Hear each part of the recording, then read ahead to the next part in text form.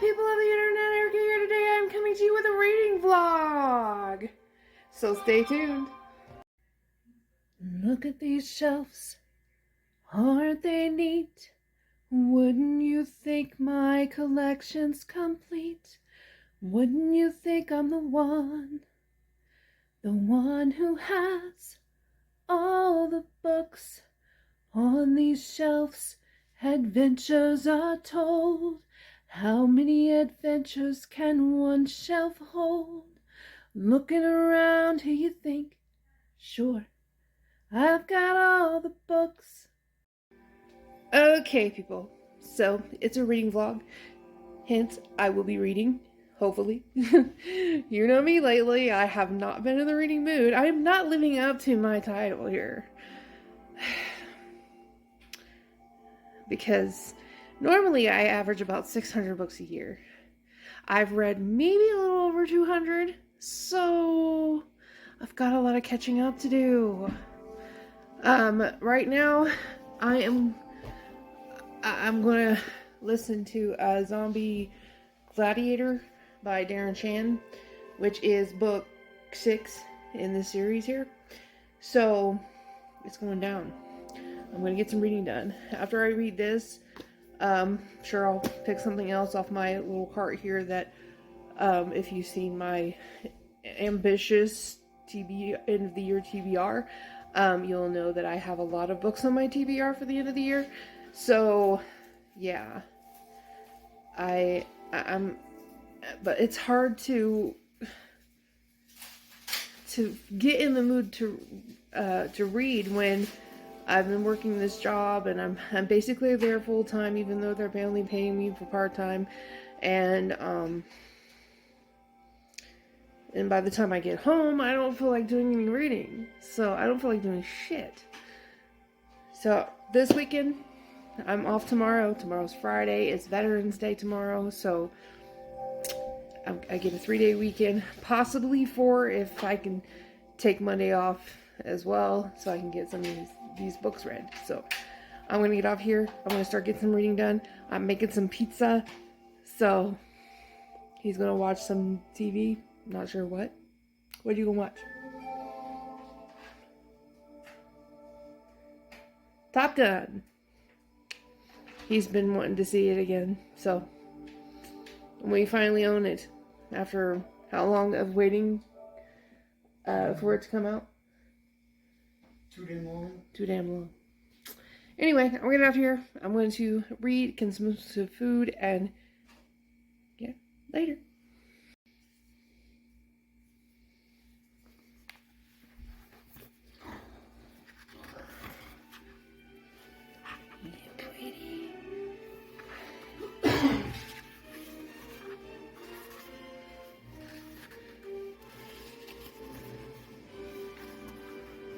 This is a series that I need to finish. I'm on book 3 of that one, so I need to really get that done here.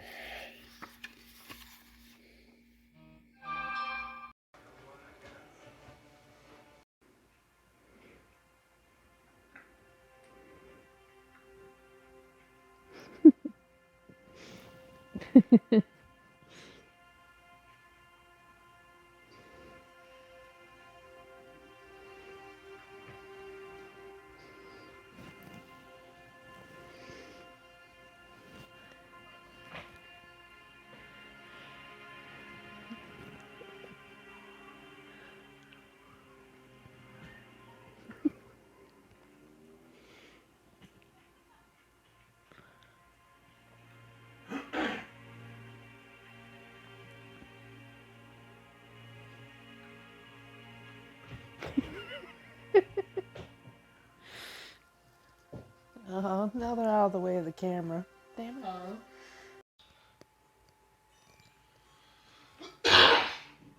5 out of 5 stars.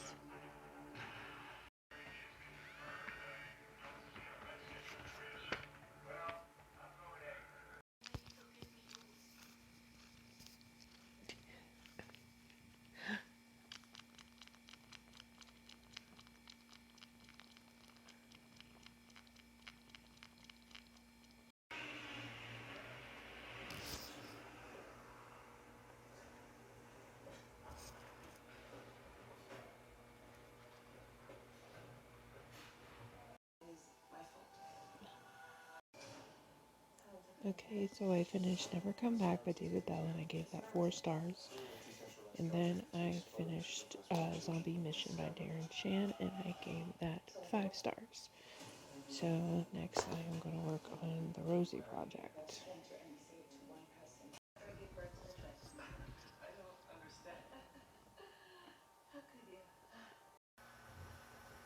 Okay, people. So the last time I updated you, I finished, well, actually, I DNF'd the Rosie Project. I just retarded. 1 star. I finished Chosen by PC Cast and Kristen Cast, and of course I gave that 5 stars. And then I finished just a little bit ago Escape Room by Maren Stoffels, and I gave this one 3 stars. If it would just have been written better, and the fact that it just felt like a 5th grader wrote it, I probably would have enjoyed it more. So, just saying, it just wasn't really that good.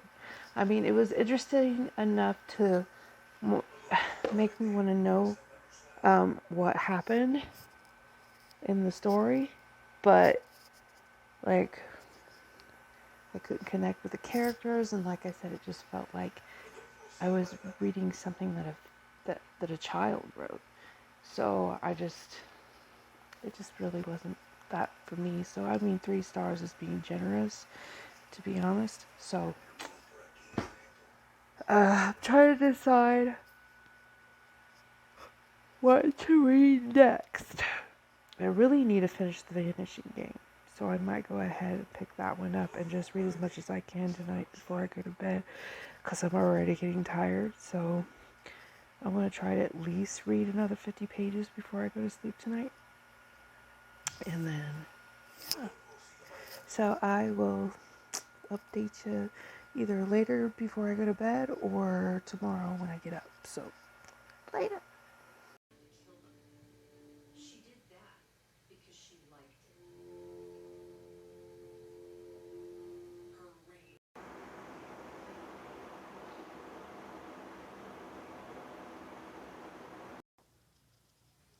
Okay, people, so it is Sunday the 13th. I wanted to give you a quick update. I've been doing a lot of reading. So far in this vlog, I have finished 8 books, and I DNF'd a couple of them. Not a couple of these, but I've, DNF'd some of the other books that I tried to read and I just couldn't get into. Anyway, I didn't DNF any of these ones. I finished these, but I'm not very happy because majority of them I didn't really enjoy that much. So the first book that I finished was Zombie Gladiator by Darren Shan, and I gave this 5 stars. And this was 160 pages long. Then I finished Zombie Mission by Darren Shan. Of course, I gave it 5 stars, and this was 175 pages long. Then I finished Never Come Back by David Bell. This, the real book, was 448 pages, which I listened to on audiobook. This is just the Reader's Digest version, and so there was a lot cut out. But like I said, I listened to it on audio, and I'm trying to remember the rating that I gave it. I know it wasn't very high. I think it was 3 stars. I don't know. I'd have to look at Goodreads again. I should have checked all this shit before I started this. But then I did DNF the Rosie Project. I got maybe 2 pages in and I was like, this isn't for me. Sorry. If you enjoy it, I'm so glad that you did, but it's just not my cup of tea. And then I finished, finally, Escape Room by Maren Stoffels, and I'm pretty sure I gave this one 3 stars. I don't know. Like I said, I would have to check the ratings again. And this one was 204 pages long. Then I finished Chosen by PC Cast and Kristen Cast. Of course, I gave this one 5 stars. This is the 3rd book in the House of Night series. And of course, I'm absolutely loving it. This one was 307 pages long. Did I say I rated it 5 stars? If I did, I apologize. If I didn't, I'm telling you now. Okay. Next, I finally finished Elevator Pitch by Linwood Barclay.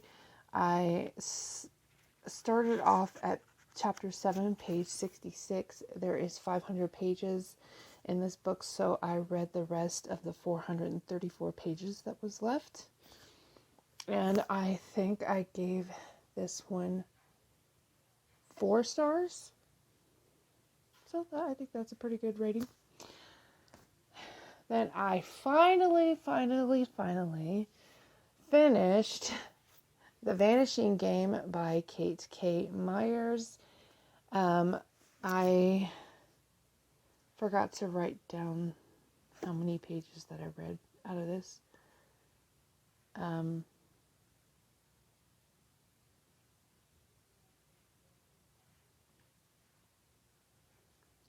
I forgot to write it down. No, wait. There was 249 pages left in this book. And it's 353 pages long. And I ended up giving this 1 star. Yeah. I was pretty intrigued with it in the very beginning. I definitely wanted to know what was happening, what was going to happen. But the ending fell really flat for me. I'm not going to say what happened, but all I can say is that it was stupid. It was so fucking stupid that I just ended up giving it 1 star because I really wanted to enjoy this book and I was loving it in the beginning, and it turned out being something totally different from what I thought it was going to be. And all I can say is just, it was a huge letdown. Huge. If you read this, you already know what I'm talking about. If you haven't, I honestly do not recommend this book to anyone because it was just stupid. Stupid. That's all I can say. Sorry. And I just finished Tell No One by Harlan Coben just a little while ago, probably about an hour ago. This one was 370 pages long, and I'm still undecided of what rating I want to give it. I haven't even rated it on Goodreads yet.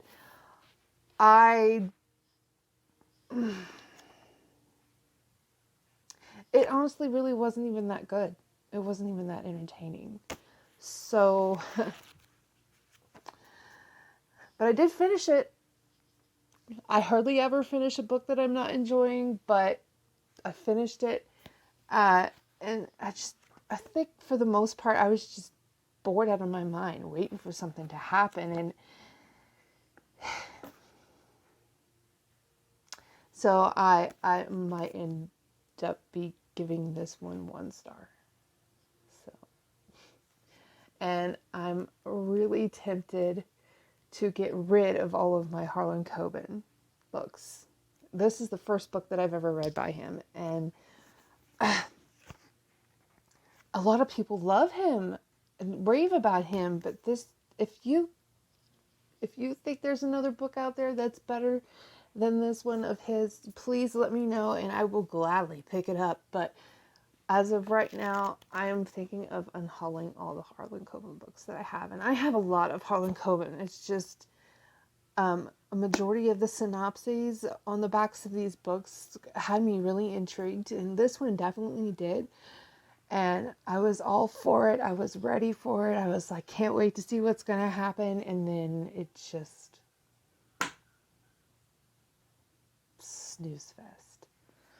So that is my update. My friends Caitlin and Della are going to be coming over a little bit later. The guys are going to watch football while me and Caitlin watch movies. So I'm excited for that. Can't wait. I'm undecided of what I want to read next, considering majority of these books did fall flat for me. Uh, I think I gave Escape Room 3 stars. If I'm wrong, I'll definitely let you know. But I will give you a complete update at the very end of this vlog. But as of right now, I'm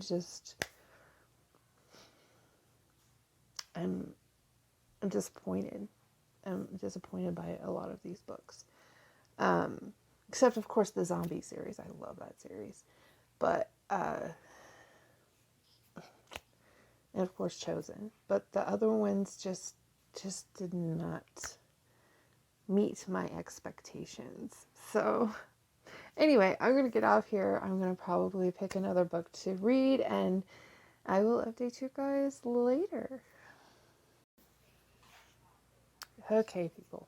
So it's just a few minutes later. Since I'm having trouble finding my next read, I went ahead and I had William pick 4 books for me to see if I can get into anything. The first 2 are mine, and the other 2 are his. So,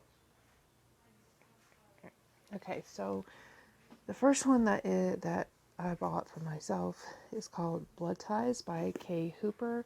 As far as I remember, I have not read anything by her yet, but I have heard some good things about her. So we shall see if I actually enjoy this or not. I'm hoping I can find it on audio because I'm really not in the mood to physically read. I'm still going to be reading. I'm going to be listening to the audiobook and following along, but I can get through books faster by listening to audiobooks. So, as you can tell, because I've already finished 8 books this weekend. So, anyway, this says, a series of grisly murders has left a trail of blood across 3 states, bringing the Special Crimes Unit to a small Tennessee town. There, 2 more brutal killings lure Noah Bishop and the SCU into what may be the ultimate trap, and lead Special Agent Hollis Templeton into a dangerous attraction and a serial murder investigation that turns very, very personal. In her time with the SCU, Hollis has shown an uncanny ability to survive even the deadliest attacks. But what she can't know is that this killer intends to destroy the team from within. As the body count climbs and Bishop and his agents race to uncover the true identity of their enemy, not even their special senses can warn them just how bloody and how terrifyingly close the truth will be. So, that sounds really good. I may start with that one. Audiobook or no audiobook. So, the next one, which is mine, is The Rising by Heather Graham and John Land. And this one says, Alex Chen and Samantha Dixon lead ordinary teenage lives.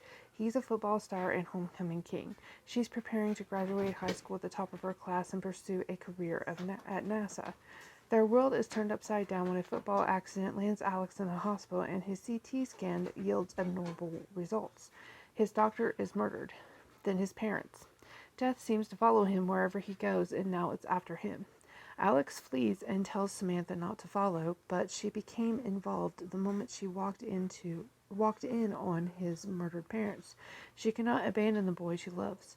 The 2 race desperately to stay ahead of Alex's attackers long enough to figure out why they are hunting him in the first place.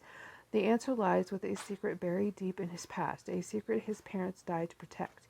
Alex always knew he was adopted, but he never knew the real reason his birth parents abandoned him.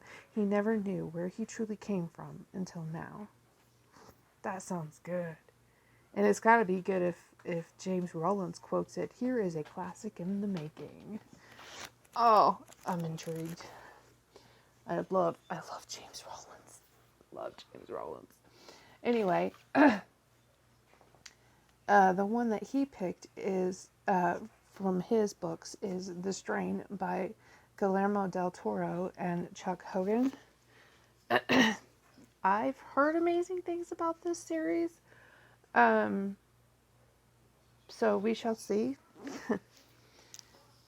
It says a Boeing 777 arrives at JFK and is on its way across the tarmac when it suddenly stops dead. All window shades are pulled down. All lights are out. All communication channels have gone quiet. Crews on the ground are lost for answers, but an alert goes out to the CDC. Dr. F. Goodweather, head of their Canary Project, a rapid response team that investigates biological threats, gets the call and boards the plane. What he finds makes his blood run cold. In a pawn shop in Spanish Harlem, I wish I would have worn my glasses. Man, I'm starting to get a headache. In a pawn shop in Spanish Harlem, a former professor and survivor of the Holocaust named Abraham Satrakian knows something is happening, and he knows the time has come, that a war is brewing. So begins a battle of mammoth proportions as the vampiric virus that has infected New York begins to spill out into the streets. F, who is joined by Satrakian and a motley crew of fighters, must now find a way to stop the contagion and save his city, a city that includes his wife and son before it is too late. Holy shit, that sounds good. All three of these sound good so far. So the next one, he's not sure of that if he'll like it, and I'm not sure if I'll like it. I mean, it is a true story. It's called Fly Boys by James Bradley. Now, I'm pretty sure that I've read James Bradley before, and I did enjoy them, and they were all nonfiction. So I don't see why I shouldn't. I mean, we shall see. So, it just basically, I'll just read it.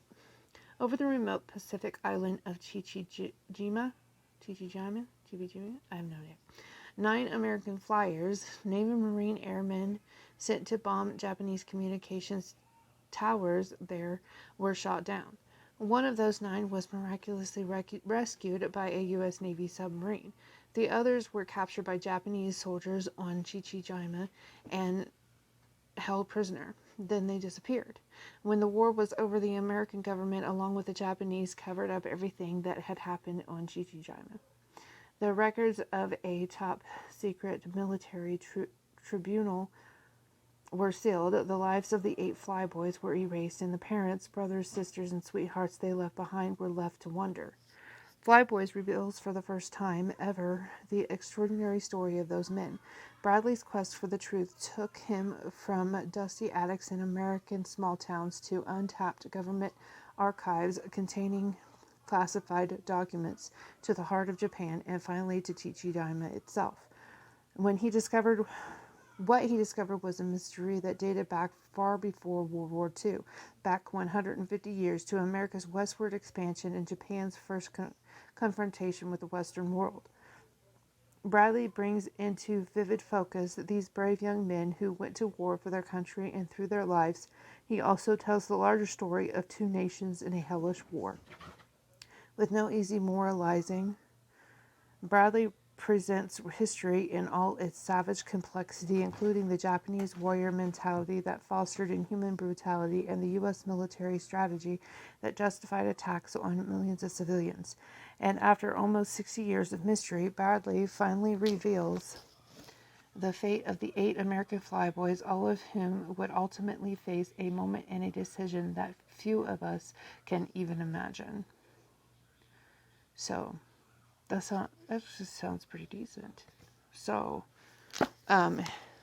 anyway, so I'm gonna get off here and I'm probably gonna end up starting Blood Ties first. And I will update you when I get some reading done. So, later. Okay, people, so I forgot to wrap up this weekend vlog, so I'm doing that now. Hi, sweetie. Simba. Here. Come say hi. Come say hi. You say hi? I love you. You're a good kitty. Oh, God, must you? Ouch. You got me really good. Damn. Anyway, so I didn't read anymore after the last update because I just didn't feel like it. Plus, I did a lot of reading anyway. I read 2,347 pages, so I think that's really good for a weekend. Really hurts. So, I've been really busy the last couple of days. I've been helping out my friends Mike and Ginger because they both had some pretty nasty falls.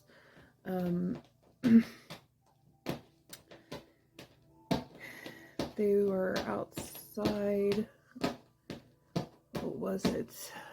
I think it was Friday. Yeah, it was Friday. Pretty sure. I'm not positive, but I think so.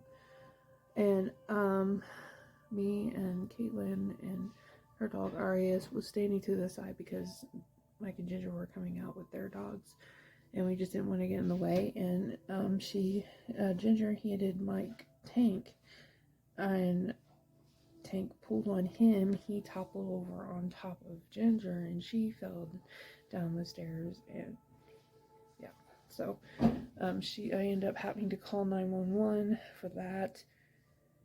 And so she's really badly bruised internally from that fall, and so she's been having a lot of problems getting around and stuff.